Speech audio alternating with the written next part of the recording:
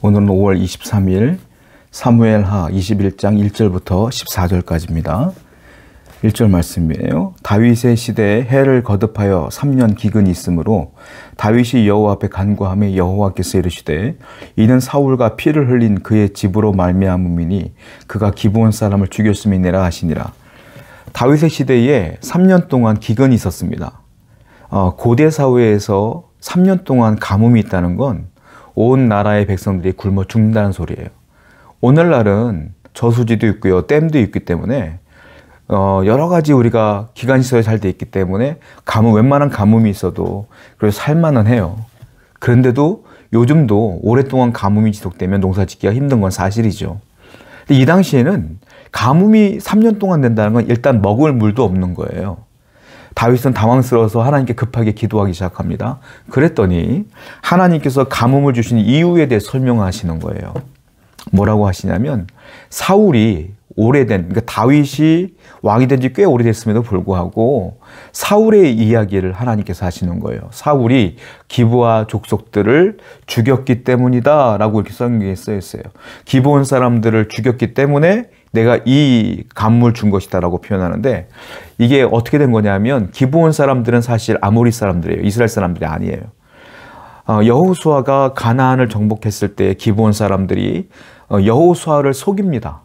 속여서 여호수아와 언약을 맺어요. 그런데 그 언약을 맺는데 하나님의 이름으로 언약을 맺어요. 그래서 기브온 사람들은 이스라엘 민족들과 함께 살게 돼요.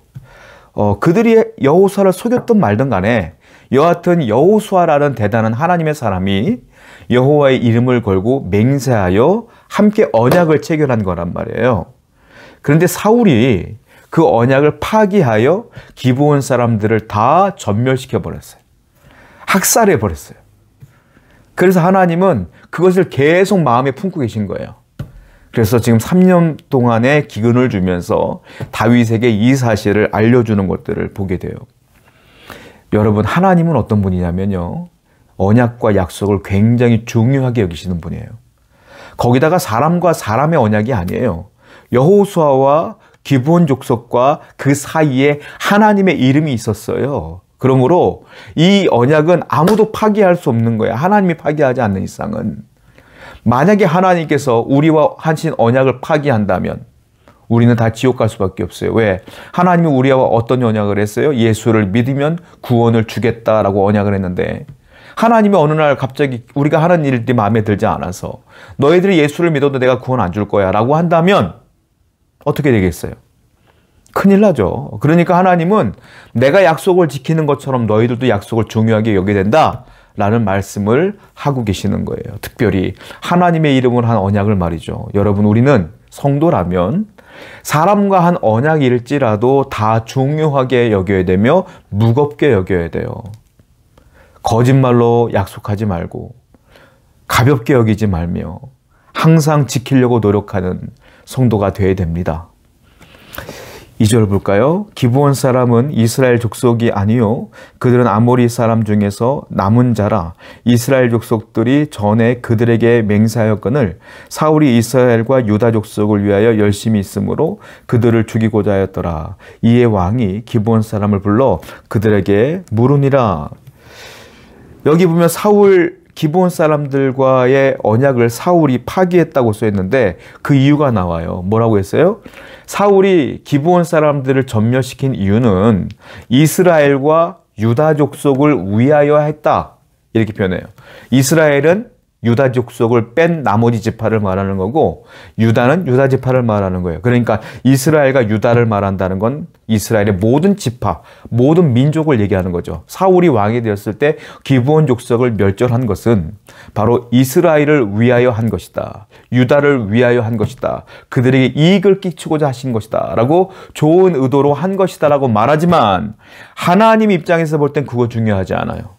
왜? 아무리 좋은 의도라 할지라도 하나님의 약속을 무시하는 행위라면 하나님은 그건 죄로 보시는 거예요. 사람에게 좋은 것은 중요하지 않아. 하나님께 좋은 게 좋은 거지. 여러분들은 어떻게 살아가요? 하나님 보시기에 좋은 삶을 삽니까? 아니면 주위 여러분들 사람들에게 좋은 삶을 삽니까? 사람들이 말해요. 쟤는 참 좋은 애야. 이걸 듣기를 원해요. 하나님으로부터 너는 참 좋은 성도다라는 얘기를 듣기를 원해요. 사람이 좋아하는 것과 하나님이 좋아하는 건 달라요. 사람이 좋아하는 건 그들의 머리로 그들의 생각으로 우리가 합당한 삶을 살면 좋아해줘요. 근데 성경은 어떻게 말하고 있어요? 세상과 반대의 삶을 말하고 있어요. 그러니까 어쩌면 여러분의 직장 생활을 하다가 하나님 말씀대로 살면 사람들이 여러분을 싫어할 수 있단 말이에요. 그래도 우리는 말씀대로 살아야 되며 하나님의 언약을 지키며 살아야 되는 거 아니겠습니까? 사울은 하나님이 아니라 자기가 왕이기 때문에 인기 관리를 위해서 이스라엘 사람들의 마음에 합하는 삶을 살기 위하여 기브온 족속과의 약속을 파기했다라는 겁니다. 성도는 하나님이 기뻐하시는 삶을 살아야 돼요. 오늘도 사람을 기뻐하게 하는 것이 아니라 하나님을 기쁘게 하는 삶을 살아가는 여러분 되기를 축원드립니다. 3절부터 볼게요. 다윗이 그들에게 묻되 내가 너희를 위하여 어떻게 하랴? 내가 어떻게 속죄하여야 너희가 여호와의 기업을 위하여 복을 빌겠느냐 하니 기브온 사람이 그에게 대답하되 사울과 그의 집과 우리 문제는 은금에 있지 아니하오며 이스라엘 가운데서 사람을 죽이는 문제도 우리에게 있지 아니하나이다. 왕이 이르되 너희가 말하는 대로 시행하라. 그들이 왕께 아뢰되 우리를 학살하였고 또 우리를 멸하여 이스라엘 영토 내에 머물지 못하게 하려고 모해한 사람의 자손 7사람을 우리에게 내주소서. 여호와께서 택하신 사울의 고을 기브아에서 우리가 그들을 여호와 앞에서 목매어 달겠나이다 하니 왕이 이르되 내가 주리라 하니라. 다윗이 기브온 사람들에게 물어봐요. 야, 이 문제 때문에 참 내가 미안하게 되었다. 물론 내가 한 것이 아니지만 사울이 한 것이지만 참 미안하다. 어떻게 이 문제를 해결해 주길 원하느냐라고 기브온 사람들에게 물어보는 장면이 나오게 됩니다. 다윗의 입장에서 볼 때는 기브온 사람들은 여전히 작은 소수 민족이에요. 이스라엘의 입장에서 볼 때는 그냥 무시해도 돼. 그들은 아무리 불평불만하더라도 다윗 왕에게 해코지할 수도 없고요. 힘을 키워서 전쟁을 일으킬 수도 없는 작은 족속이에요. 그런데도 불구하고 하나님의 말씀을 듣는 다윗은 그들을 존중해 줍니다. 그리고 겸손히 낮은 자세로 그들의 요구사항을 듣게 됩니다. 그들이 요구하는 건 하나예요. 돈도 필요 없고요. 우리를 학살했던 이스라엘 그 사울 왕의 후손들 가운데 7명을 우리에게 넘겨주시면 우리가 그들을 죽임으로 모든 것들을 다 우리가 깨끗하게 정리하겠습니다. 딱 7명만 주세요. 라고 이야기하는 것을 보게 돼요. 다윗은요. 어떻게든지 간에 하나님과의 지켰던 그 언약을 지키려고 최선을 다하여 책임지는 모습이 나와요. 하나님의 사람은 이와 같아요. 하나님의 사람은 약속을 최선을 다하여 책임을 지는 겁니다. 그것이 하나님의 사람이에요. 다윗은 어떻게든 책임을 지려고 하는 모습. 오늘날 많은 지도자들은 책임을 안 지려고 하죠. 다윗은 어떻게든 책임을 지려고 그래요. 아무리 작은 사람의 요구일지라도 그것을 책임을 지려고 노력하는 다윗의 모습을 볼 때 아, 성도는 그런 삶을 살아야 되겠구나라는 생각을 하게 됩니다. 하나님의 사람이라면 이와 같이 연약한 사람의 소리도 귀 기울일 수 있는 성도가 되어야 될 줄로 믿습니다. 7절 말씀을 한번 또 보겠습니다. 그러나 다윗과 사울의 아들 요나단 사이에 서로 여호와를 두고 맹세한 것이 있으므로 왕이 사울의 손자 요나단의 아들 무비보셋은 아끼고, 자, 무비보셋은 요나단의 아들이에요. 이 다윗은요, 사울의 후손 가운데 무비보셋은 사울의 손자거든요. 그런데 무비보셋은 안 넘겨줘요. 대신에 사울의 첩들 가운데 나온 아들들을 넘겨주는 것을 보게 됩니다. 무비보셋은 아껴요. 왜 아끼냐? 요나단과 언약을 맺었거든요. 요나단이 다윗과 어떻게 언약을 맺었어요? 하나님의 이름으로 맹세를 했고요. 너와 내 사이에 하나님이 계신다라고 요나단이 얘기를 하면서 나를 살려주고 우리 후손들 살려다오 라고 얘기했을 때 다윗이 그렇게 하겠노라고 했어요. 예전에. 왜? 요나단이 다윗을 살려줬거든요. 그래서 다윗은 그 맹세를 했기 때문에 요나단의 아들이었던 무비보셋은 넘겨주지 않습니다. 다윗은 하나님의 이름으로 언약한 것을 최선을 다하여 지키려고 하는 거예요.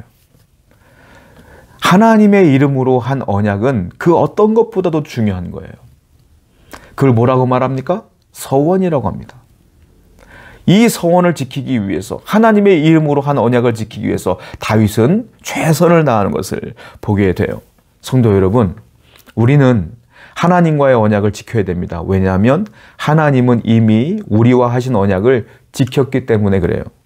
하나님은 우리에게 구원을 주신다고 했고 실질적으로 우리에게 구원을 주셨어요.